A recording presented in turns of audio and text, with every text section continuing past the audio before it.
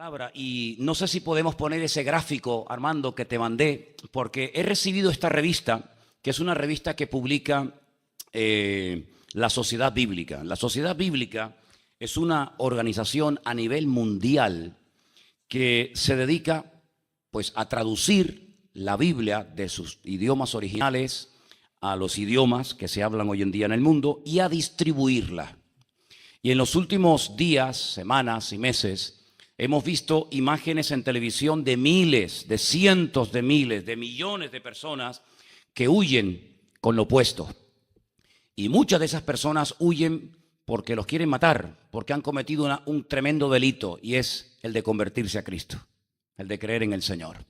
Y esta revista que yo he recibido ayer tiene tantos datos tan interesantes que yo dije, Señor, yo tengo que compartir esto con la iglesia, porque a veces aquí como que vivimos, no sé, en una especie de burbuja, nadie se mete con nosotros, no estamos sufriendo persecución, pero en muchos países nuestros hermanos tienen que huir, dejar su casa, dejar su trabajo, dejar su coche, dejar sus ropas, dejar todo y marcharse con lo opuesto, buscándose la vida.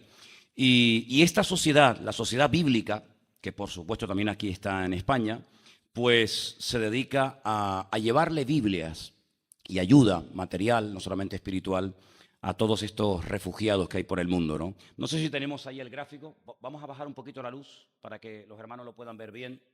Yo no sé si se puede ver bien, pero yo les voy a dar unos datos que realmente me llamaron muchísimo la atención. Son 6 países: Siria, Irak, la India, arriba, Egipto, Laos y Nigeria. Fíjense qué datos tan interesantes acerca de cómo la Biblia se está distribuyendo por todas partes del mundo. Después vamos a leer también algunos versículos, ya a algunos hermanos les he dado un papelito antes del culto. Por ejemplo, en Siria, el país arriba a la izquierda, a la derecha de ustedes, en el año 2011, se distribuyeron 19.000 porciones de la Escritura. Puede ser la Biblia completa, el Nuevo Testamento, algún evangelio. Total, 19.000 porciones de la Escritura. Pero fijaros el incremento de un 758% desde el 2011 al 2012, donde se distribuyeron más de 163.000, es decir, de 19.000 a 163.000 porciones de la Biblia. Un país que está siendo arrasado, un país que lleva años en una guerra civil, un país que ellos mismos lo están destruyendo, y un país donde la Biblia nos habla muchísimo. Recuerden que el apóstol Pablo, Saulo de Tarso, se enteró de que había una comunidad de cristianos en Damasco. Estamos hablando hace 2000 años atrás. Y él iba hacia Damasco a matar a los cristianos, y en ese camino se le aparece el Señor y él tiene un encuentro con el Señor que le transformó la vida, ¿no? En ese país se han repartido más de 163.000 porciones de la Biblia. En Irak, el país de abajo, un país que en la Biblia se llamaba Babilonia. Siria se sigue llamando igual que en los tiempos de la Biblia, pero en los tiempos de la Biblia se llamaba Babilonia, cuya capital era Nínive, ¿sí? También se le conoce como Babel. Babel significa confusión, lugar o ciudad de confusión. Allí entre el Tigris y el Éufrates, en lo que se llama Mesopotamia, allí estaba el jardín del Edén. Allí empezaba el jardín del Edén hasta toda la luna fértil que todos conocemos, todo ese territorio, ¿no?, de Oriente Medio. Pues en ese lugar donde estuvo el profeta Daniel, donde estuvo el pueblo de Israel cautivo 70 años y donde hoy en día es un desierto y es un país que está totalmente desarmado, un país que está totalmente destruido en todos los sentidos, pues en el año 2011 se repartieron un poquito más de 28.000, poco realmente, 28.000 porciones de la Biblia. Pero al año siguiente, en el 2012, más de 66.000 porciones de la Biblia. Algunos pensarán que es fácil ir allí y ponerte en una esquina a repartir Biblias, pero nada que ver, Si tú te vas ahora mismo como creyente a uno de estos países, a uno cualquiera de estos, pues corres peligro de muerte. Te cortan los brazos, la cabeza, te queman, te crucifican. Así que salir a la calle a repartir una Biblia, un Nuevo Testamento, o simplemente decir que te identificas con el Señor, con Cristo, con su palabra, eres hombre muerto. Por lo tanto, colocar en las manos de los iraquíes más de 66.000 porciones de la Biblia es un auténtico milagro, ¿no? Digo todo esto para que ustedes vean cómo el hombre no ha podido jamás destruir la bendita palabra de Dios. Después les voy a contar una anécdota también, pero seguimos. En la India, un país inmenso, un país donde hay muchísimas religiones y más de 100 millones de habitantes, pues se repartieron más de 22 millones de porciones de la Escritura en el año 2011, pero al año siguiente más de 27 millones de porciones de la Biblia. Estamos hablando de cifras astronómicas.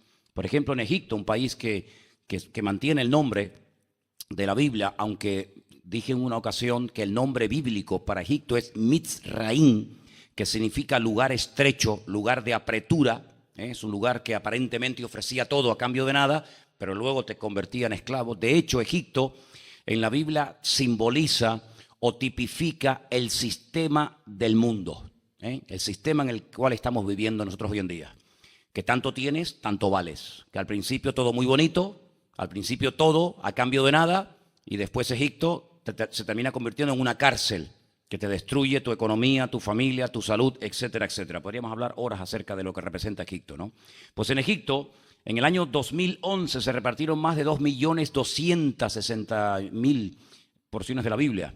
Al año siguiente, casi 3 millones, 2.824.000 en un país donde los cristianos, que son allí generalmente los que llaman los cristianos coptos, pues están sufriendo terribles persecuciones. Porque déjenme decirles que el 88%, esto es tremendo, por si acaso usted no lo sabía, el 88% de la gente que hoy en día es perseguida, son perseguidos fundamentalmente no por cuestiones políticas o ideológicas, sino por cuestiones de tipo de religión. Es decir, usted no ve en ningún país donde los cristianos están persiguiendo y matando a musulmanes. En ninguno.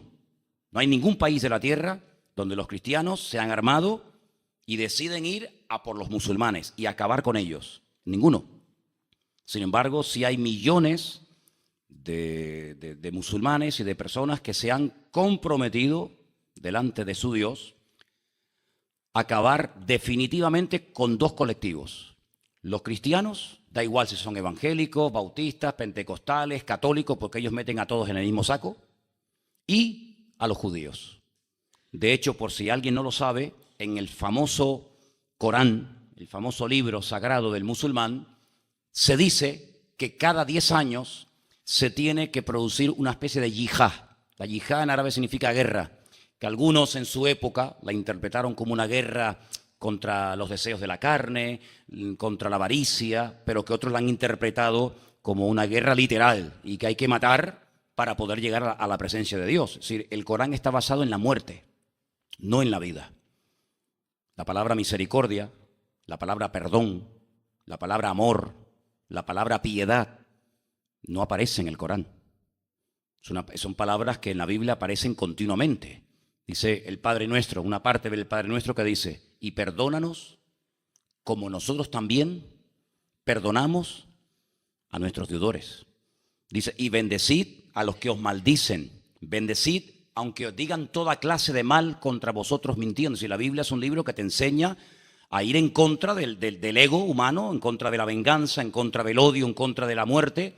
La Biblia es un culto a la vida, un culto al amor. Dice: porque de tal manera amó Dios al mundo, que dio a su Hijo unigénito, a Jesucristo, para que todo aquel que crea en Él no se pierda, mas tenga vida eterna. Sin embargo, en la cultura del Islam es todo, pero al revés. En vez de dar un culto a la vida, es un culto a la muerte, etcétera, etcétera. Tenemos el país de Laos, un país donde en el año 2011 se repartieron, fíjate qué cifra tan pequeñita, ¿no? Unos 7.985 porciones de la Biblia, que lo tenemos aquí a la derecha, y sin embargo, de 7.800 se pasó a más de 20.000 porciones de la Biblia repartidas en tan solo un año. Tenemos Nigeria, un país que últimamente se ha oído hablar muchísimo porque es un país donde los musulmanes se han propuesto arrasar totalmente con el colectivo de los cristianos. De hecho, aquí en la revista, después se la puedo dejar para que la vean, hay algunas fotografías de iglesias que han sido incendiadas y bueno, se cuentan cosas tremendas. En ese país se pasó de 7.600.000 y pico porciones de la Biblia a más de 8.100.000. Es decir, cuento todas estas cosas, Cuento todas estas cosas porque la Biblia sigue siendo, le pese a quien le pese, el libro más distribuido, el libro más leído, el libro que no hay forma de destruirlo. Si no hay forma de destruir con este libro. Y es que no es un libro normal y corriente. Sí, ya sé que tiene una encuadernación, unas páginas, ¿verdad? Está hecho con papel, como cualquier libro, con tinta, pero la Biblia es un libro vivo.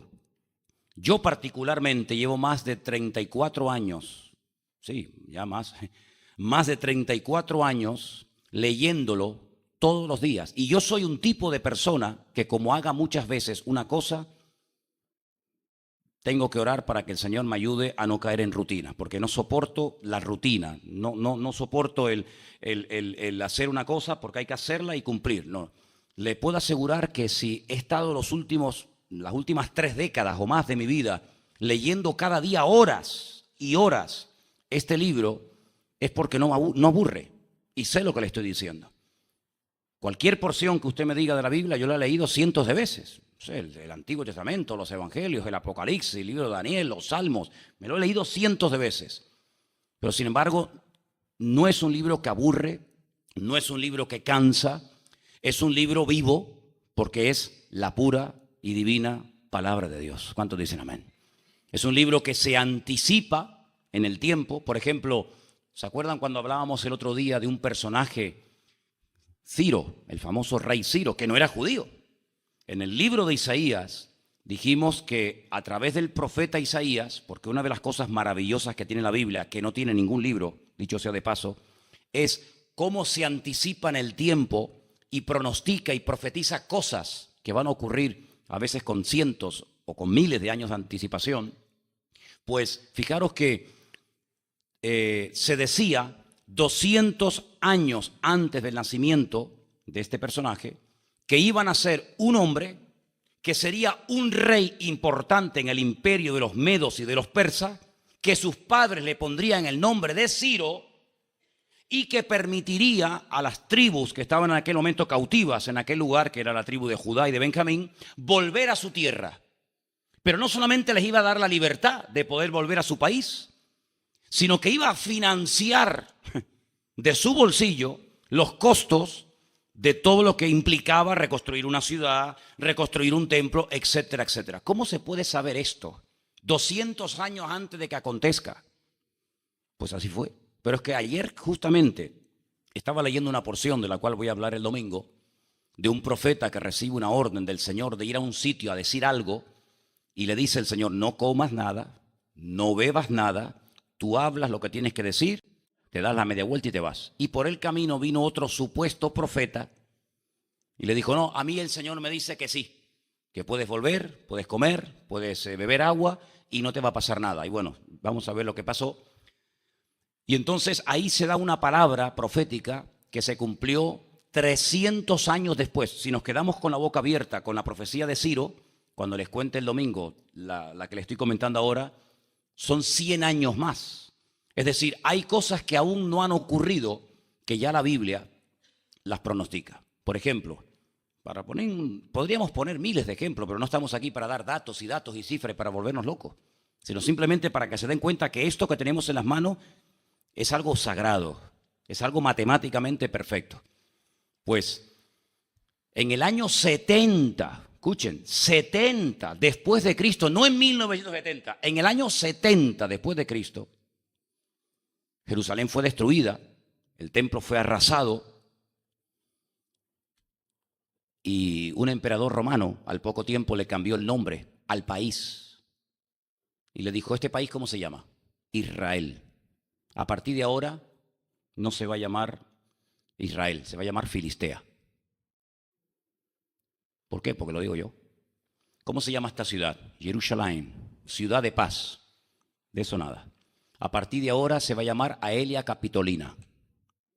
Y le cambió el nombre al país, le cambió el nombre a la ciudad, destruyó todo, pero la Biblia profetizaba que en un día, esto no ha ocurrido nunca, que en un día ese país como que se levantaría cual ave fénix de las cenizas y se volvería otra vez a parar ante el asombro del mundo y volvería a llamarse Israel y su capital se llamaría Jerusalén, ciudad de paz. Eso fue en el año 70 después de Cristo. ¿Cuánto tiempo pasó? Pues mire, hermano, algunos de los que están aquí a lo mejor ya habían nacido, otros no. Pero en mayo, en el mes de mayo, creo que fue a las 4:30 de la tarde, del año 1948, Israel se levantó otra vez.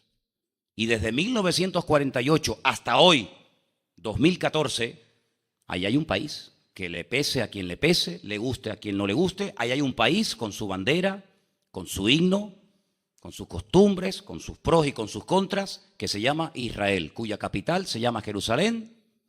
La han intentado destruir, ya te digo, en 5, 6 o 7 veces. 5 países en una guerra, 5 países armados hasta los dientes, se unieron para pelear con ese pequeño pueblo, ese pequeño país, y esas 5 potencias quedaron totalmente destruidas. Hasta el día de hoy no han levantado cabeza. El 75% de los premios Nobel de la Paz y de todo, de ciencia, de matemáticas, de medicina, todos son procedentes de ese país. El móvil que usted hizo, que usted tiene, ¿quién lo creó? Un judío. La televisión, un judío. La radio, un judío. El internet, un judío. Tantas y tantas cosas, porque dice la Biblia que el Señor bendeciría a esa tierra y bendeciría a todas las naciones del mundo. Un país donde usted puede sembrar en el desierto, hermano. Escúcheme bien. En pleno desierto, a 50 grados de temperatura a la sombra, y cosechar las mejores sandías, melones y naranjas del mundo. ¿Pero cómo puede ser esto? ¿Cómo puede ser? Y tú pasas una barrera y estás allí y tienen campos, tienen agua, tienen de todo, y las lechugas están así, están todas podridas. Y te vas aquí, pero en cuestión de 1 metro, de 1 metro. No es que tienes que viajar 200 kilómetros. Pues si viajas 200 kilómetros sales del país. Y cruzas una valla y allí hay una vida, una abundancia, un olor, un aroma. Y aquí medio metro no lo hay. Hermanos, son cosas que la Biblia profetizaba. Y una de las cosas que la Biblia profetiza es que Israel se levantaría y que volvería a reconstruir su templo. Y hay tantas y tantas cosas. Por eso yo siempre digo, lean la Biblia, lean la Biblia. Porque fijaros que incluso hay algunos versículos que se van a leer esta tarde. Y yo quería que se leyeran en alta voz, porque estamos grabando. Escuchen estos versículos, por favor. Tenemos, por ejemplo, en el libro de San Juan, el capítulo 5. Los que vayan a leer, si pueden pasar un segundito aquí. Por ejemplo, Juan 5:39. Yo voy llamando por los versículos, ¿sí? Juan 5:39, ¿quién lo tiene? ¿Quién? O Matías, si me haces el favor de ir pasando el micrófono a la gente. Y así, ven, vale, toma. Escuchen ese versículo. Allí. Ese versículo es muy interesante, presten atención, por favor. Escudriñad las Escrituras, porque a vosotros os parece que en ellas tenéis la vida eterna, y ellas son las que dan testimonio de mí. Son palabras de Jesucristo. Escudriñad las Escrituras. Ahora, yo sé que nosotros en nuestro lenguaje diario y cotidiano, la palabra escudriñar nos suena raro, porque no es una palabra que vulgarmente se usa, ¿sí o no? Pero la palabra escudriñar, en su texto original, escuche lo que significa. Significa indagar, significa averiguar, preguntar con interés acerca de algo o de alguien, investigar, estudiar, consultar. Entonces, con todos estos sinónimos, usted puede darse cuenta de lo que Jesucristo está pidiéndonos a nosotros. Estudien las Escrituras, averigüen la verdad, que no todo es la verdad. Ah, no. ¿Cómo que todo no es la verdad? No. Hay gente que dice, bueno, no importa, total, lo importante es ser bueno. ¿Y usted cree que usted puede ser bueno? ¿Quién puede levantar la mano y decir, yo soy bueno? Pues seguro. ¿Tú nunca has mentido? ¿Nunca has robado? Hay cosas que ni tu mujer sabe que tú has hecho. Hay cosas que ni tu marido sabe que tú has pensado o hecho. Hay cosas que tú has hecho, has pensado o anhelado que te las vas a llevar a la tumba. Y si piensas un momento en ellas, jamás se te ocurriría decir, yo soy bueno. Mejor quedarnos callados. Por eso cuando uno va a la palabra de Dios, uno se encuentra que no es cualquier religión. Bueno, de hecho no hay ninguna religión verdadera, dicho sea de paso. ¿Pero cuál es la religión verdadera? ¿Jesucristo qué era? ¿Mormón? ¿Ustedes se imaginan a Jesucristo con una camisa blanca, con una chapa aquí, Yeshua HaMashiach. Jesucristo no era testigo de Jehová. Jesucristo era santero. Era evangélico, era católico. Jesucristo era Dios, amigo. Él no vino a traer religiones. Por eso él dice, escudriñen las escrituras, averigüen en el mapa cuál es la verdad, cuál es la mentira. Porque una de las señales de los últimos tiempos que van a mezclar verdades con mentiras, cosa tremenda. Por eso él dice, escudriñad, averiguad, consulten las escrituras si quieren conocerme a mí. ¿Vale? Tenemos otro versículo en Juan también, el 20. Juan 20, 30 y 31. Aquí, Carmen, por favor, preste atención a este versículo, muy bueno. Hizo además Jesús muchas otras señales en presencia de sus discípulos, las cuales no están escritas en este libro, pero están escritos para que creáis que Jesús es Cristo, Hijo de Dios, y para creyendo tengáis vida en su nombre. Amén. Hay muchas cosas que Jesús enseñó, muchos milagros que él hizo, que lógicamente no están escritos en la Biblia. Juan dice, si yo me hubiera dedicado a escribir una por una las cosas que yo le vi hacer, las cosas que él dijo, las cosas que él enseñó, en el mundo no cabrían los libros. Esto es un pequeño resumen, pero fíjense lo que dice. Pero con este pequeño resumen es más que suficiente para creer en Él, para enamorarte de Él y para servirle a Él. ¿Cuántos dicen amén? Así que lean la palabra, porque yo lamentablemente no me crié en un hogar donde se fomentaba el estudio de la palabra, sino todo lo contrario. Nunca tuve ningún interés por estudiar la Biblia, jamás. Me parecía algo absurdo. Sin embargo, cuando comencé a leer la palabra de Dios, cuando comencé a leer la Biblia, pues no la he soltado hasta el día de hoy, porque realmente es una joya, es una auténtica maravilla, ¿no? Vamos a Lucas 24, 27. ¿Quién lo tiene? Carmen, aquí también. De Carmen a Carmen, y tiro porque me toca. Jesús entonces les dijo, qué lentos sois para comprender y cuánto os cuesta creer lo dicho por los profetas. Sigue. ¿No tenía que sufrir el Mesías todo esto antes de ser glorificado? Y empezando por Moisés y siguiendo por todos los profetas, les explicó cada uno de los pasajes de las Escrituras que se referían a él mismo. Así es. Sí, el Señor Jesucristo resucita, se encuentra con dos discípulos desanimados. ¿Tú no has estado nunca desanimado? ¿Nunca has estado triste, preocupado? Ahora se encuentra el Señor a dos discípulos y le dice, ¿qué os pasa? ¿Qué nos pasa? ¿Estamos fatal? ¿Estamos mal? ¿Por qué? ¿Cómo que por qué? ¿Tú no sabes lo que ha pasado estos días en Jerusalén? Mira, lo que ha pasado es que nosotros creímos en un hombre que creíamos que era el Mesías, el verdadero, el auténtico. Dejamos todo, casa, mujer, familia, trabajo, todo, para seguirle a él 3 años. Era una maravilla viajar y conocer a ese hombre. Y resulta que cuando creíamos que era el que nos iba a ayudar en todo, resulta que cogen los romanos y lo matan. Y por eso estamos mal, porque todas nuestras expectativas, todas nuestras ilusiones y esperanzas se han roto, se han venido abajo como un castillo de naipes. Y el Señor se les queda mirando y le dice, pero mira que sois tercos y cerrados de mollera, ¿eh?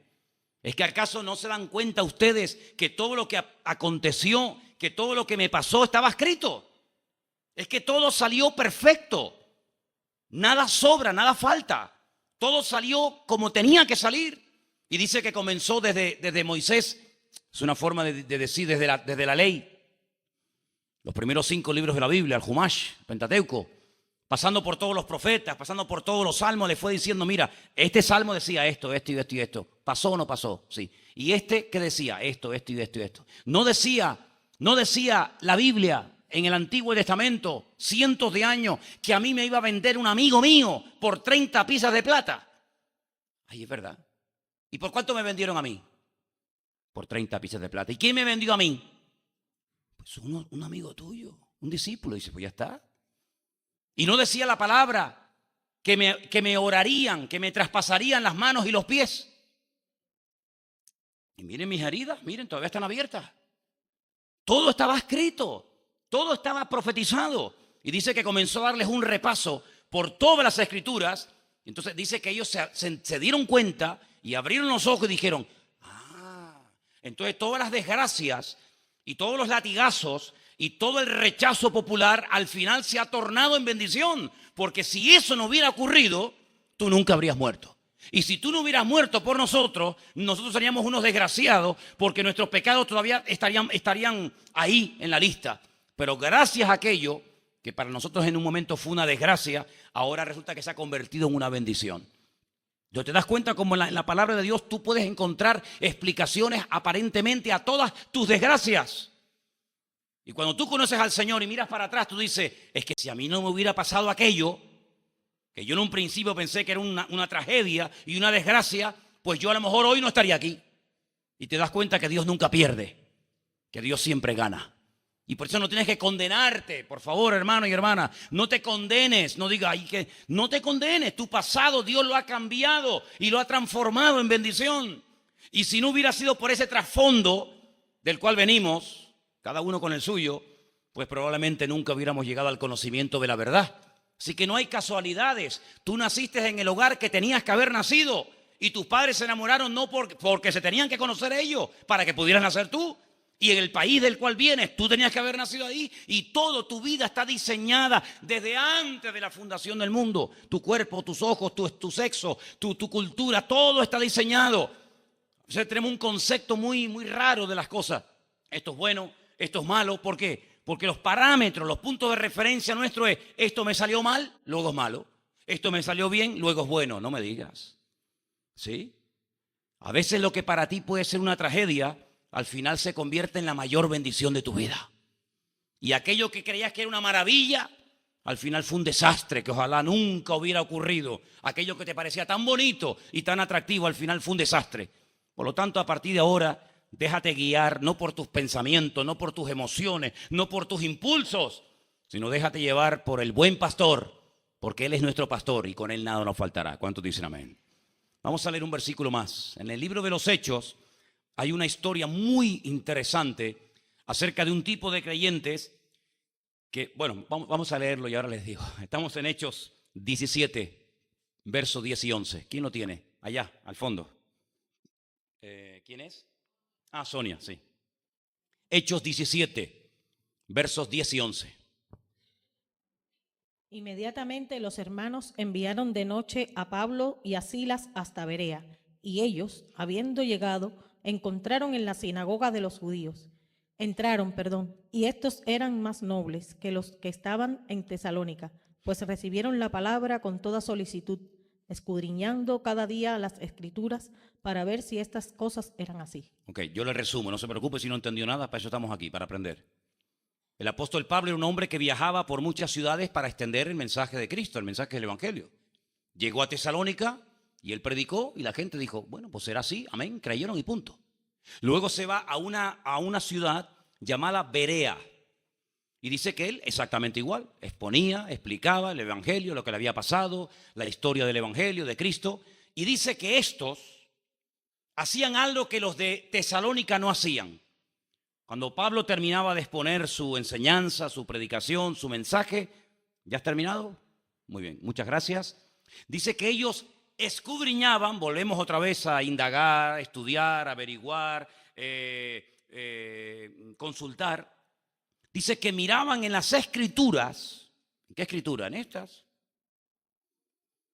En este caso el Antiguo Testamento, no se había escrito, ¿verdad? Escudriñaban las Escrituras a ver si lo que habían oído de Pablo era verdaderamente así o este hombre nos está engañando. Si nosotros hubiéramos hecho eso, no hubiéramos creído en tantas tonterías, ni hubiéramos cometido tantos errores como lamentablemente cometimos. ¿Por qué? Porque para nosotros las Escrituras eran un objeto decorativo. Bueno, el otro día, ¿te acuerdas? Tu hermana Dominga trae una Biblia maravillosa, preciosa, que una señora le iba a tirar, porque para muchos la Biblia es como una especie de amuleto. Claro, no van a poner una Biblia en el salpicadero del coche, entonces ¿qué ponen? Pues una pata de conejo, una herradura, no abulta tanto. Entonces la Biblia la tienen ahí como un objeto decorativo, como una especie de antídoto contra los malos espíritus, las malas influencias, o como aquellos que ponen una rama de perejil, o ponen al San Pancracio, o ponen una ramita de no sé qué. Porque no tienen a un Dios poderoso, por eso tienen que recurrir a una pata conejo, por eso tienen que recurrir. Nosotros no tenemos que recurrir a ninguna de esas tonterías, porque mi Dios es mucho más grande y más poderoso que una pata de conejo. y mucho más grande que una herradura. Él es el Rey de Reyes y el Señor de los Señores. Y yo me voy a poner ahora aquí un lazo rojo con 53 años que tengo, creyendo que eso me va a proteger. ¿De qué? ¿De qué me va a proteger, mijo? Pero el Señor es mi pastor y nada me faltará. Y dice la Biblia que aunque un ejército se levante en pie de guerra contra ti, no te podrán hacer nada. ¿Por qué? Porque yo soy tu luz y yo soy tu salvación, dice el Señor. Brujos y santeros, que hagan lo que quieran. Pues si ya lo hicieron, ¿no se acuerdan? ¿No se acuerdan cuando fueron allí y me dijeron a mí, venimos a destruirte a ti, a tu iglesia y a tu familia? Y le dije, que no puedes. Y allí estaban matando pollos y gallinas y haciendo rezos. Digo, sigue matando pollos y gallinas. En menos de un año te vas a ir de aquí y te vas a ir arruinado y dividido. ¿Así fue? ¿Sí o no? Amigo, porque no pueden hacer nada contra los hijos de Dios, porque la sangre de Cristo nos cubre y nos protege. Ay, y de noche, ¿cómo hago? Cierro un ojo y abro otro. No te preocupes, el ángel del Señor está alrededor de los que le temen y los defiende, dice la Biblia. Que hagan lo que quieran. Pobrecitas gallinas y pollos, ya con el hambre que hay en el mundo, ya se las podrían dar a más de uno, en vez de estar derramando sangre por ahí. Pero amados hermanos, hay una protección sobre nuestra vida. Y si hubiéramos comprobado a la luz de las Escrituras antes de hacer aquello, pues no hubiéramos cometido los errores que cometimos. Así eran nuestros hermanos de Berea. Dice que eran nobles. Eran personas que decían, a ver, tú dijiste que Cristo nació ¿dónde? Pues el Mesías tenía que nacer en Belén de Judea. Vamos a comprobar si decía eso. A ver, ¿dónde dice eso? Es verdad. Había un profeta llamado Miqueas que dijo que el Mesías cuando naciera, pues tenía que nacer en algún sitio, no podía nacer en cualquier parte del mundo. Tenía que nacer en Belén de Judea. Efectivamente, tú. Y la Biblia dice que Jesucristo sería crucificado entre malhechores, pero enterrado con ricos. Y dice, ¿dónde dice eso? Bueno, pues aquí lo dice en Isaías. Y la Biblia dice que tenía que morir así y tenía que pasarle aquello. Ellos comprobaban a la luz de la palabra si lo que aquel hombre les enseñaba era verdad o no era verdad. Y yo les digo a ustedes exactamente lo mismo. Tomen apuntes, vean después el culto si quieren en la página web de la iglesia, grábenlo y después cuando vayan a casa, ustedes comprueben si las citas que yo les he dado son bíblicas, si es un invento, si esto es un timo, un engaño, y usted llegue a la conclusión que quiera llegar, pero con la palabra de Dios en la mano. ¿Cuántos dicen amén? Cuando uno conoce la palabra de Dios, uno tiene una protección contra la mentira. ¿Cuántos dicen amén? ¿Se acuerdan el ejemplo que una vez les puse? No es nuevo, ya lo he dicho en otras ocasiones. Cuando en Europa había tantas monedas, hoy en día ya es más fácil, ¿no? Ya con el euro, pues te mueves por Alemania, por tal. Pero hace muchos años había mucho tipo de monedas. Y le preguntaron una vez a un hombre, oye, ¿y tú con tantos billetes que manejas y tantas monedas en el banco y tantas, ¿tú cómo descubres a los billetes falsos de los billetes verdaderos? Tú habrás tenido que estudiar un montón de billetes falsos, ¿no? Dice yo, ninguno. ¿No? ¿Tú qué has estudiado? Dice yo, el verdadero. ¿Solo el verdadero? Dice, claro. Cuando tú conoces al verdadero, lo conoces tan bien que cuando te dan uno falso, tú dices, esto es falso. Ahora, si yo me pongo a estudiar todo lo falso y no conozco al verdadero, sí, dice, este es falso, pero ¿y el verdadero cuál es? No lo sé, porque no lo he estudiado. Entonces, hágalo al revés. Hay gente que dice, voy a estar un tiempo con los mormones, otro tiempo con los testigos de Jehová, otro tiempo con no sé quién, otro día con no sé cuánto, y al final tienes un cacao en la cabeza que no sabes si tienes que orar para allá. No, era para allá. De rodillas o sentado. Claro, si has estudiado todo lo falso, tienes un cacao en la cabeza que ya no ni te aclara. Olvídate de eso, muchacho. Tú estudia al verdadero, lo que dice el Señor en su palabra. Habla con el Dios verdadero, honra y adora al Dios verdadero. Y cuando te venga algo raro, tu espíritu va a ser así, una alarma. Y te vas a quedar tranquilo, porque el verdadero, que es el Señor Jesucristo, el que dijo, conoceréis la verdad y la verdad os hará libres. El que dijo, ¿está alguno cansado, deprimido, trabajado? Venga a mí y descanse. El que dijo, yo soy la resurrección y la vida. El que dijo, yo soy el camino, la verdad y la vida. Cuando tú lo tengas a Él, cuando tú lo conozcas a Él, automáticamente en cuanto te toquen a tu casa y te digan, mire, buenas tardes, hermano, Dios le bendiga. Y tú haces así. Y tú dices, habla como un cristiano, pero huele a lobo. esta huele a lobo. Y cuando, hola, hermano querido, mucha dulzura. Cuidado con las moscas muertas que son las peores. Mire, tengo aquí. Mire lo que me pasó. Mire qué cosa tan interesante. Yo me pongo a leer, yo leo todo. Y me pongo a leer. Y de repente estoy acostado en la cama y hice como un resorte. Me levanté así y dije, mira, lo subrayé y todo. Digo, ¿cómo? Mira, a ver qué piensas tú, El templo de Dios fue abierto en el cielo y el arca de su pacto se veía en el templo. Está bonito. Apocalipsis. El arca del pacto de Dios está en el lugar santísimo, en el segundo departamento del santuario. ¿Sí o no? De momento va bien. Lo peor es cuando se mezclan verdades con mentiras. Porque cuando te dicen una verdad, no hay problema. Cuando te dicen una mentira, dices, pues eso no es verdad. Pero cuando te mezclan una verdad con una mentira, ay, amigo, ahí es donde tienes tú que saber, no, mijo. De momento vamos bien. En el servicio del tabernáculo terrenal, que servía como copia y sombra del que está en el cielo, este departamento solo se abría en el día de la gran expiación para la purificación del santuario. Está bien, sabemos que una vez al año, el día de Yom Kippur, iba el sacerdote, se presentaba en el lugar santísimo, todo va a fenómeno. Sigo.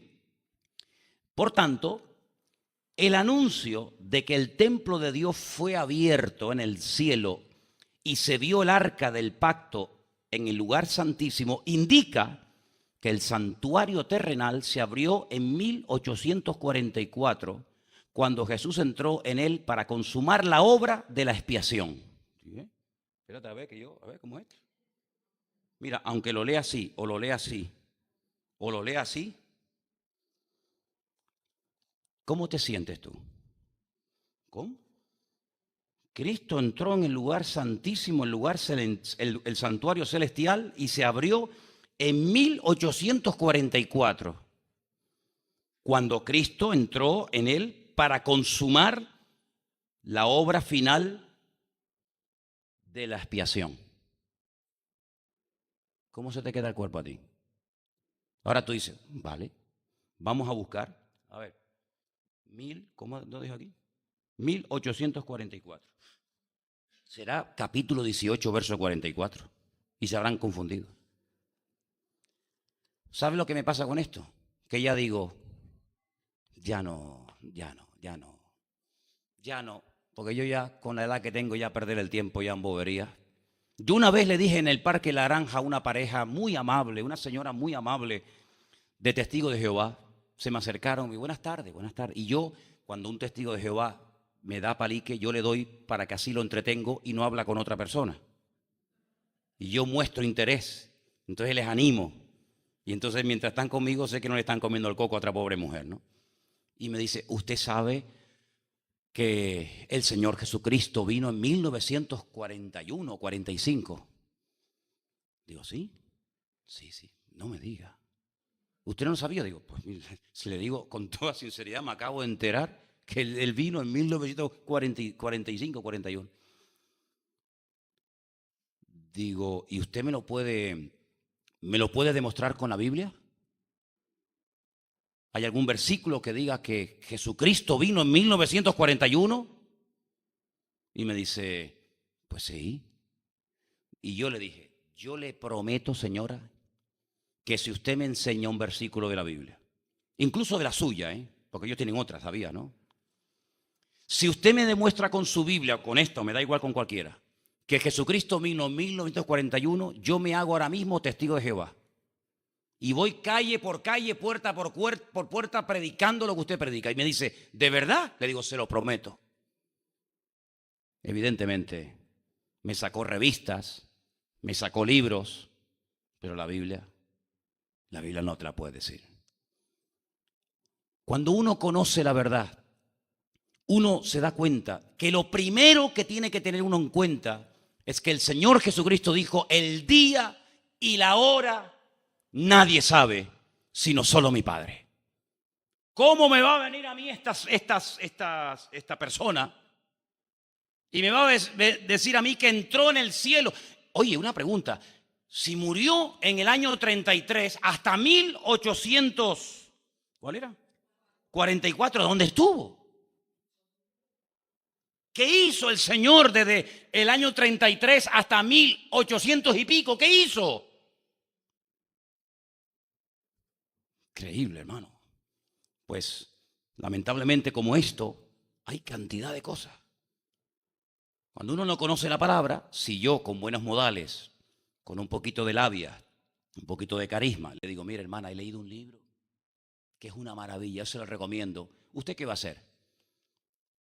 Pues leerlo. ¿Por qué? Porque el pastor me dijo que lo leyera y me dijo no sé qué, no sé cuánto. Usted no tiene que hacer caso a lo que yo le digo. No sea ingenuo. Esa época ya pasó. Usted tiene que hacer caso a lo que dice la Biblia. Y si en algún momento yo o cualquier hermano de la iglesia viene y le predica algo diferente, algo distinto de lo que dice la Biblia, no le haga caso. Es más, denuncie a esa persona. El mismo apóstol Pablo dijo, hermanos, yo he estado entre ustedes y le he predicado el evangelio de Jesucristo. Pero miren lo que les digo, si un ángel del cielo viene y les predica a ustedes algo diferente a lo que dice el Señor en su palabra, no le hagáis caso, sea anatema, dice la Biblia. En otras palabras, por encima de la palabra de Dios no hay libro, no hay visión, no hay revelación, no hay vaina, no hay nada raro. La palabra de Dios es soberana. ¿Cuántos dicen amén? Por eso digo, hay que leerla, hay que escudriñarla, hay que averiguar, hay que indagar. Y a veces una respuesta no viene en 2 días. Tiene que buscar por aquí, buscar por allá, comparar un versículo, comparar otro. Oye, ¿qué dice el original? ¿Y qué dice el griego? ¿Y qué dice el hebreo? ¿Y qué dice Mateo? ¿Y qué dice Daniel? Y llegar a una conclusión. Hay cosas que usted así en 2 minutos las encuentra y otras que llevan años. Pero nunca se salga de la palabra de Dios, porque si el mundo entero hiciera caso a lo que dice la palabra, el mundo sería una maravilla. No habría divorcios, no existirían cárceles, cerraduras y alarmas. ¿Para qué? Si dice la Biblia, no robarás. Bendice a tu prójimo. ¿Para qué? ¿Para qué? Tantas alarmas y tantos candados y tantos mandos de distancia y tantas rejas. ¿Para qué? Lamentablemente, cuando el hombre le da las espaldas a Dios, todo sale mal. Ahora, eso sí, después Dios siempre es el culpable. Porque los ignorantes son los que utilizan el típico argumento infantil. Y si Dios es tan bueno, ya empezamos. Y si tú eres tan bueno, ¿por qué le das tan mala vida a tu mujer y a tus hijos? Y si tú eres tan bueno, ¿por qué haces esto y aquello? ¿Verdad? Porque da la impresión de que el que lo hace mal siempre es Dios. Tú no, tú eres el mejor hombre del mundo. Tú eres la mejor madre de la tierra. Tú eres el hombre perfecto. ¿Verdad? Y miramos nuestra vida. Y nuestra vida a veces es un cúmulo de fracasos y de tropezones y de caídas.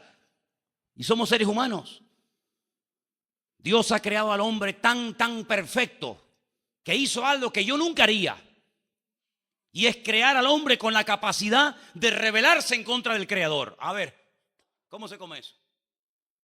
¿Tú te crees que una persona va a inventar un programa de ordenador que se le vuelva en su contra? Que el ordenador piense y se rebele contra el que lo ha creado. Eso es un disparate. Pero Dios lo hizo así. Para que el hombre no pudiera decir, claro, es que yo no te puedo odiar, yo no me puedo separar de ti porque tú me has puesto dentro en mi genes, en mi genética. Tú me has puesto algo que me tiene atado a ti y yo no quiero estar contigo. Yo no quiero adorarte, yo quiero ir por otro camino. Y Dios dijo, muy bien, vete. Pero aunque te vayas por el peor camino, yo quiero que sepas que yo te amo. Pero quiero que sepas que no he creado un robot, he creado un ser libre. Y yo te digo, amarás a tu prójimo como a ti mismo. Si tú dices, armaos los unos contra los otros, es problema tuyo, no es problema mío. Y Dios quiere que nos perdonemos. Pero ¿cómo cuesta a veces perdonar? Y Dios quiere que reconozcamos. ¿Y cuánto cuesta reconocer? Entonces, cuando uno va a la palabra de Dios, uno se encuentra de que el diseñador del universo, el creador del universo, lo creó todo tan perfecto que nos dejó un mapa. Cada vez que yo vengo por el aeropuerto del sur, hay unas chicas allí que yo le digo, no hace falta, yo soy de aquí, ya, no, te lo agradezco. ¿Qué están haciendo las chicas allí en el aeropuerto del sur? Dando un mapa a los extranjeros. Pues claro, llega un extranjero y dice, ¿a dónde voy? ¿Para allá? ¿El Oroparque dónde es? No, allí en los gigantes. Tienen que tener un mapa para poder guiarse. Y en la vida uno tiene que tener un mapa, que no todo es trabajar y tener hijos y tener un buen sueldo, que hay que tener un mapa en la vida. ¿Por qué? Porque Porque ese mapa nos indica el camino correcto, lo que está bien, lo que está mal. Y como no lo leemos y como el hombre lo ignora, pues así le va. Y lo que te iba a decir antes, y termino, un famoso ateo, pero ateo de estos que fueron por su país en Francia, Voltaire, dando conferencias en contra de Dios y que Dios es una mentira y un mito y no sé qué y no sé cuánto. Él dijo, cuando yo me muera, dijo Voltaire, ni 100 años pasarán, la Biblia ya no se, ni se leerá, ni existirá ese libro. Mira la cifra que teníamos ahí. La Sociedad Bíblica, esta empresa o este organismo, esta institución que se dedica a traducir la Biblia a más de 3.000 y pico idiomas y a extenderla por el mundo entero, en Francia, ¿dónde tiene sus oficinas centrales? Porque aquí están en Madrid. Pero ¿y en Francia la Sociedad Bíblica dónde tiene las oficinas? Dilo. En la casa de Voltaire. En la casa de Voltaire. Aquel que dijo, cuando yo me muera, 100 años pasa y no hay ni una Biblia en el mundo. Mira, pues para que veas cómo son las cosas, en tu casa vamos a imprimir miles de Biblias todos los días. ¿Qué te parece? ¿Cuánta gente quemaron aquí en España por leer la Biblia? ¿Cuánta gente masacraron? ¿Cuántos curas tuvieron que salir corriendo a Suiza, Alemania, porque aquí no se podía leer la Biblia? Mira, la Biblia, aquí está. ¿Qué te parece? Porque la palabra de Dios no pasa, es un libro eterno. El cielo y la tierra pasarán, pero mi palabra siempre permanecerá. Lea la Biblia, compre una Biblia, hágase con una Biblia. Ahora mira, una de las cositas que quería decirles a todos, que aquí hay una campaña que consiste en mandar un mensajito, un SMS, y con todo lo que se recaude de ese mensajito, pues se van a imprimir Biblia. Mira qué fácil, Mandas un mensajito, aquí está el número, yo después se lo digo, y ustedes pueden colaborar para que se difunda la Biblia. Mira, la palabra Biblias al 28014. Te dice cómo bajar la Biblia en una tablet, cómo bajar la Biblia a través de un móvil. Es increíble. La palabra de Dios es el mejor regalo que Dios le ha hecho a la humanidad. Y a través de la palabra de Dios sabemos la verdad que es Jesucristo. ¿Cuántos dicen amén? Vamos a orar, hermano, esta noche ahí donde está. Antes de que termine el año, adquiera una Biblia, comience a leerla y pídale al Señor que le ilumine y le muestre el camino. Porque lo que usted verdaderamente necesita es conocer a Dios. Cuando usted conozca al Señor y a su palabra, su vida nunca será igual, jamás, nunca. Escudriñar las Escrituras, dice el Señor, porque ellas son las que dan testimonio de mí. Te damos gracias, Padre, porque tu palabra un día vino a nuestra vida y a través de tu bendita palabra la verdad, la luz, la libertad. Porque sin verdad no hay libertad. Por eso, Señor, te damos infinitas gracias en esta noche por ese día que un día alguien nos donó una palabra, una Biblia.